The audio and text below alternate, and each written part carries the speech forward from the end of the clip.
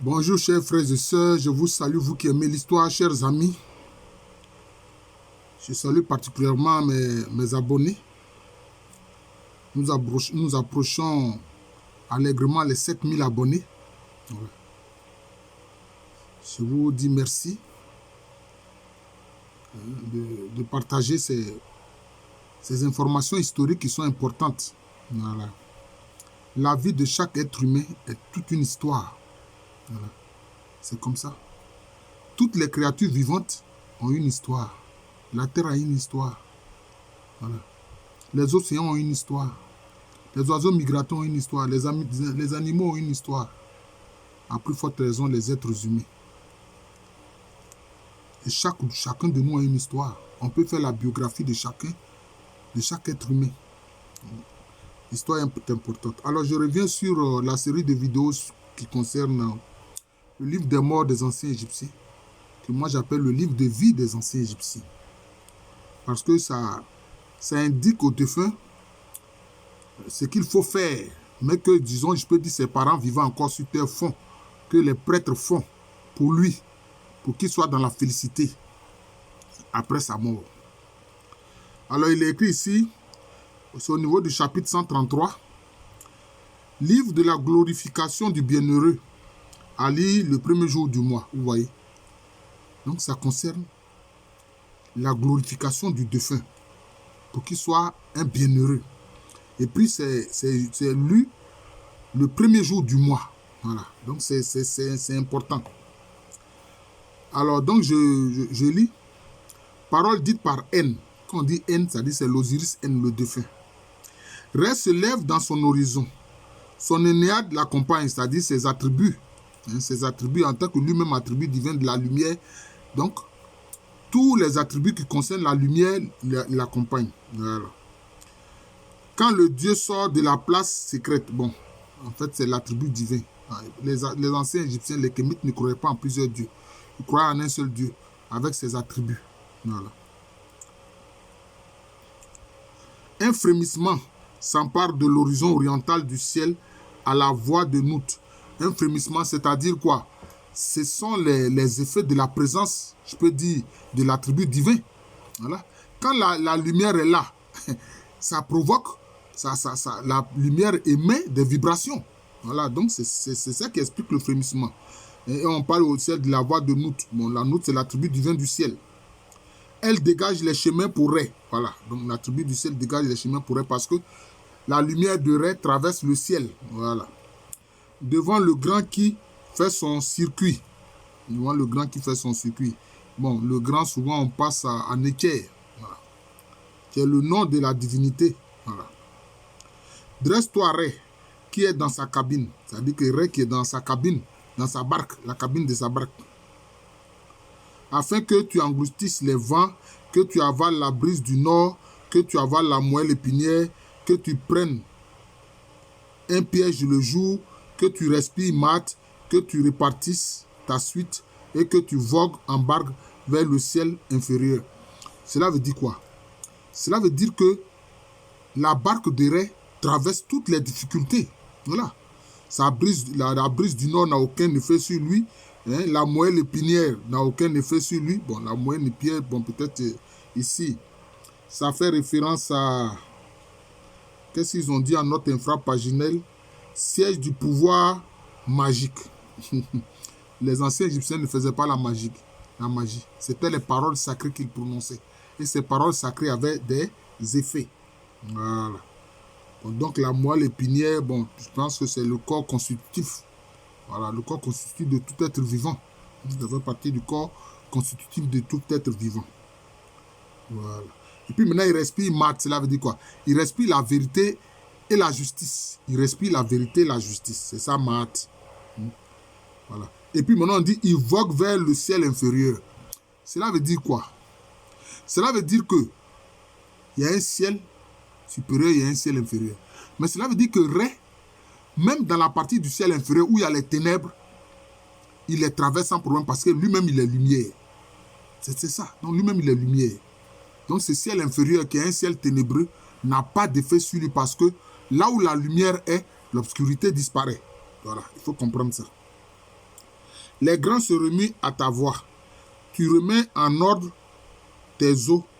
Tu rassembles tes membres et tu tournes ton visage vers le bon Occident. Voilà. Bon, les grands, les grands, c'est qui? Les grands, ce sont, je peux dire, les esprits supérieurs. Ce sont des attributs divins aussi. C'est des attributs divins, hein, qui se remuent à savoir, disons, pour l'honorer. Pour honorer Ré. Voilà. Et maintenant, après, on dit maintenant, il tourne maintenant son visage vers le bon Occident. S'il y a un bon Occident, c'est qu'il y a un mauvais Occident. C'est l'Occident des ténèbres. Voilà. Tu reviens rajeuni chaque jour, car tu es cette image d'or sous les ombrages d'Itenou. Bon, Itenou, je ne sais pas trop ce que ça veut dire. Les ombrages d'Itenou, est-ce que Itenou est un arbre, hein, qui produit un ombrage qui est bienfaisant pour ceux peut-être qui s'asseyent sous son ombre. Voilà. Bon, maintenant, il faut comprendre une chose. Souvent, les gens ont voulu identifier le soleil que nous voyons là à Ré. Non. Le soleil que nous voyons là, ce n'est pas Ré. Mais c'est l'esprit du soleil qui est Ré. Ça fait deux choses différentes. Je ne dirais même pas que c'est Ré, mais je peux dire que c'est un reflet. Et c'est une ressemblance. Voilà. Ce n'est pas Ré, mais c'est un reflet, c'est une ressemblance. C'est ça. Et nos ancêtres africains savaient que dans toute créature, il y a un esprit. C'est ce que les Akans disent. Ils disent dans toute créature, là, il y a une âme et un esprit. Tout comme Dieu lui-même a une âme et un esprit. C'est comme le soleil que vous voyez là, a une âme et un esprit. C'est pour ça que quand ils font certains cultes et qu'ils s'adressent à certains objets de la nature, enfin certaines créatures dans la nature, hein, en fait, ils ne s'adressent pas à un arbre en tant que tel, à une rivière en tant que telle, mais à l'esprit de la rivière, à l'esprit de l'arbre, à l'âme de la rivière, à l'âme de l'arbre. C'est comme ça. Voilà. Maintenant, qu'est-ce qu'ils disent encore?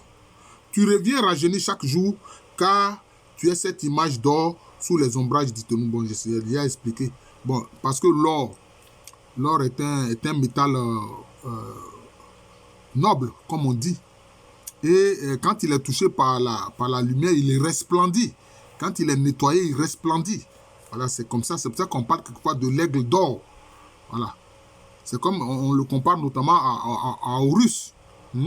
Quand tu passes de l'aigle naturel, consommateur de viande, maintenant à l'aigle d'or, c'est comme il y a une transformation, il y a une métamorphose. Voilà, c'est ce qu'il faut comprendre.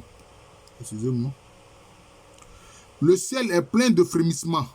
Quand tu reviens, tout à fait rajeuni chaque jour. L'horizon jubile, il y a acclamation dans tes cordages. Bon, là, c'est au niveau de sa barque. Les dieux habitant le ciel, c'est-à-dire les esprits bienheureux habitant le ciel, qui voient l'Osiris N, il lui offre des louanges comme à Ré. L'Osiris N est le grand, celui qui cherche la couronne blanche, Ré.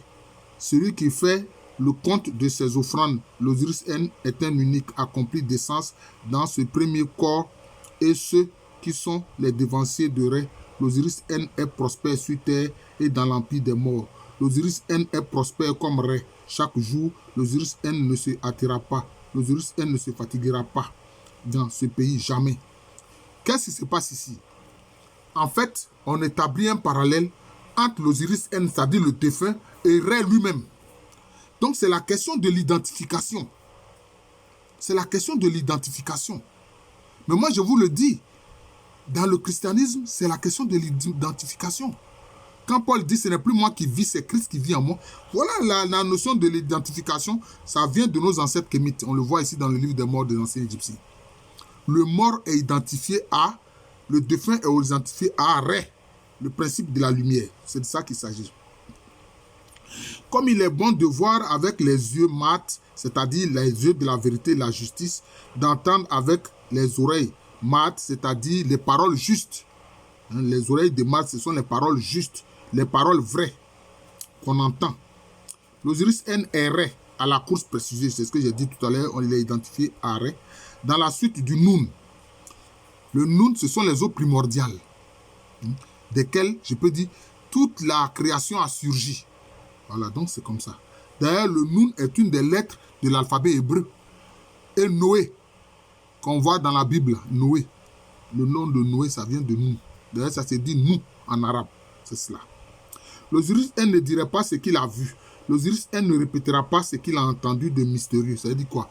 Il garde les mystères. Il ne révèle pas les mystères à n'importe qui.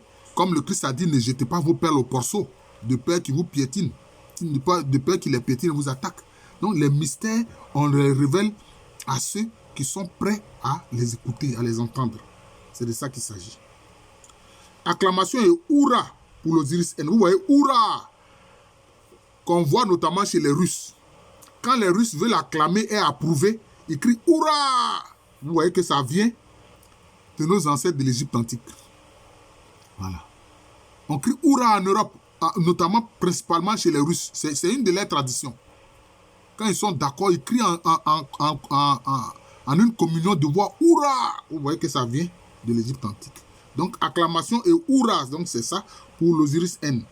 Tandis que les chairs divines de Ré voguent sur le Noun, parmi ceux qui satisfont le cas du Dieu au moyen de ce qu'il aime. Le cas, c'est-à-dire c'est l'esprit de cet attribut divin-là au moyen de ce qu'il aime. L'Osiris N est un faucon riche en transformation. Vous voyez, c'est ce que je disais là. Du faucon de chair, mangeant de chair, au faucon d'or.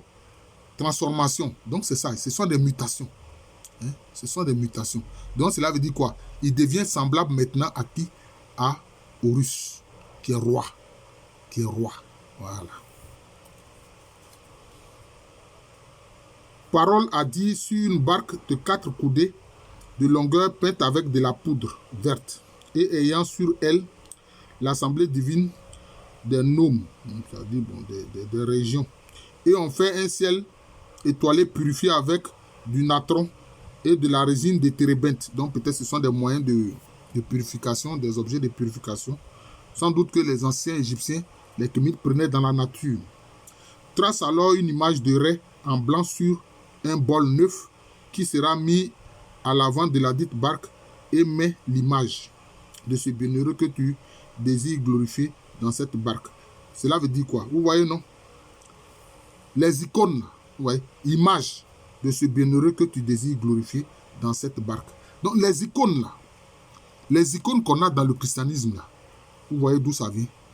Ça vient de nos ancêtres les Égyptes, les Kémites, les anciens Égyptiens. Donc l'image qui représente l'attribut divin, vous voyez, c'est ça. C'est ça. Tu la places là où tu es. Voilà.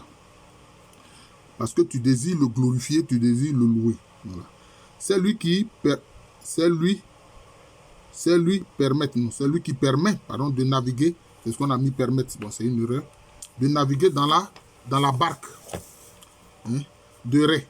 Et Ré lui voit lui-même. Voilà, c'est ça. Ne l'exécute pas devant les hommes en dehors de toi-même, de ton père ou de ton fils. Garde-t'en bien. C'est-à-dire que le rituel qui suit, notamment l'icône qui est devant toi pour le faire, bon, on le fait dans l'intimité. On le fait dans l'intimité. Voilà. Notamment, ça peut être au niveau de la famille, mais on ne le fait pas publiquement. Voilà. Bon, je crois que les rituels publics, c'est surtout les prêtres qui le font. C'est ce que ça veut dire. Cela revient à glorifier un bienheureux devant Ré et faire qu'il soit puissant auprès de l'Énéade, c'est-à-dire les différents attributs divins au nom des dieux. Voilà. Et ils écrivent aussi, les dieux le verront comme l'un d'entre eux, et quand les hommes et les morts le verront, ils tomberont sur leur face, et il sera vu dans l'empire des morts comme un rayonnement de Ré. Bon, c'est-à-dire que quand les autres attributs divins vont voir l'Osiris N, le défunt, ben, ils vont le considérer comme l'un d'eux. Parce que c'est comme si lui aussi devient un être divinisé. Parce qu'il s'est identifié à Ré, donc il s'est identifié à la lumière, donc il est lumière. Bon, moi, je fais un parallèle ici avec ce que le Christ Jésus a dit. Il a dit, je suis la lumière du monde. Et puis maintenant, quand il a dit à ses disciples, vous êtes la lumière du monde. L'Osiris N ici, puisqu'il s'est identifié à Ré, l'attribut divin de la lumière, il est devenu lumière, il est devenu comme Ré. Et c'est comme ça que les autres attributs divins aussi le voient. Et quand les hommes aussi le voient, comme ils voient son rayonnement, donc ils tombent, leur face tombe. Parce que c'est comme si ils sont devant Ré lui-même. Parce que lui, il s'est identifié à Ré. Voilà. C'est comme ça. Alors, je vous remercie. Je suis le professeur Alou Kwame René, professeur titulaire d'histoire à l'université Félix Houphouët, une université qui est à Abidjan, c'est à Cocody, en Côte d'Ivoire, un pays situé en Afrique de l'Ouest. Bon, on continue allègrement de commenter le livre des morts des anciens Égyptiens, que moi j'appelle le livre de vie des anciens Égyptiens. Merci encore et bonne journée à tous.